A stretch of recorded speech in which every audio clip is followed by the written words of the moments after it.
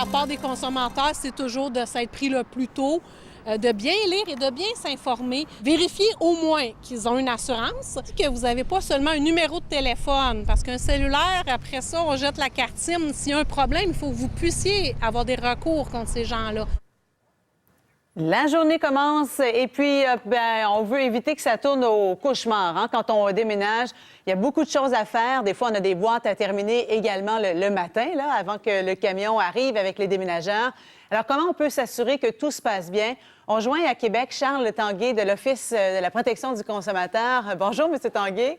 Bonjour, Mme Lacroix. Je vois que vous avez des boîtes derrière vous. Est-ce que vous êtes vous-même en déménagement aujourd'hui? Alors, c'est pas une mise en scène, c'est effectivement le cas. Je vais déménager dans les prochaines heures, mais mon histoire s'arrête. L'intérêt pour mon histoire s'arrête là, puisque dans mon cas, je déménage à 2 portes d'ici, donc ça se fera avec des proches à l'huile de bras, comme on dit, Oui. et avec de la pizza. Donc, je n'ai pas embauché de déménageur, et on va parler, bien sûr, du cas de ceux qui embauchent un déménageur pour le faire. Bien, c'est ça, exactement, parce que vous avez des conseils. Là. Vous avez publié un communiqué avec plusieurs conseils à donner à ceux qui déménagent aujourd'hui. Allez-y avec le premier qui concerne, en fait, d'avoir une entente bien précise avec les déménageurs.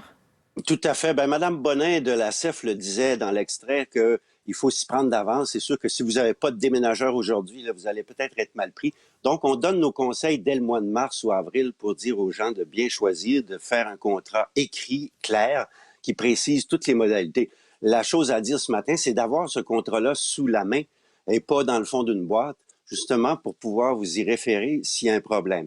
L'autre chose aussi, c'est que si vous avez des biens particulièrement précieux ou auxquels vous tenez qui peuvent être fragiles, il pourrait être bon de faire des photos de ce qui vous apparaît le plus important. En cas, par exemple, si le bien était égaré ou si encore il était endommagé, les photos pourraient vous aider dans un éventuel recours. Ah oui, pour avoir des preuves, là, s'il y a perte, vol, s'il y a bris de ce que les gens vont prendre pour nous, pour apporter d'un lieu à l'autre, au moins on aura des preuves à ce moment-là. Est-ce que vous proposez également là, qu'on s'assure du déroulement, qu'on soit sur place pendant que les gens seront là, oui? Tout à fait. Idéalement, vous devriez être plusieurs personnes, une personne au point de départ, une personne au point d'arrivée. Et s'il y a quelque chose qui cloche, avoir une personne de vos proches qui puisse être témoin et qui pourra éventuellement témoigner s'il y a lieu dans le cadre d'un litige éventuel. L'autre chose aussi, c'est de s'assurer que vous avez le déroulement se fasse selon l'horaire prévu. Si vous avez un bon contrat, il y a une heure qui sera précisée. Or, c'est souvent le cas, c'est qu'il y a tellement de déménagements cette journée-ci ou les jours qui précèdent ou qui suivent qu'il y a une surchauffe de la demande et que donc on peut arriver à cumuler des retards. Les déménageurs peuvent être en retard.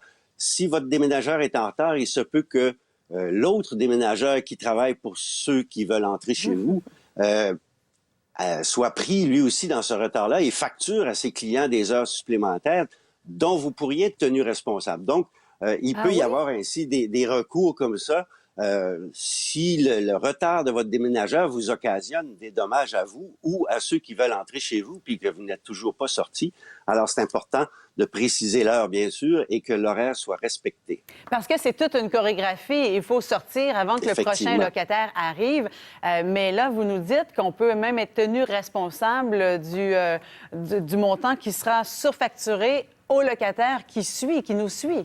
C'est certain que s'il y a un camion puis quatre déménageurs qui se tournent les pouces en bas de chez vous parce que vous n'êtes toujours pas sorti à cause de votre propre déménageur, oui, il peut y avoir des responsabilités qui soient pointées du doigt. Là. Il faut vérifier également, j'imagine, qu'on peut parfois se faire facturer des montants qui n'étaient pas prévus à la base. Par exemple, si on a des miroirs ou des téléviseurs, parfois il y en a qui en profitent pour ajouter à la facture.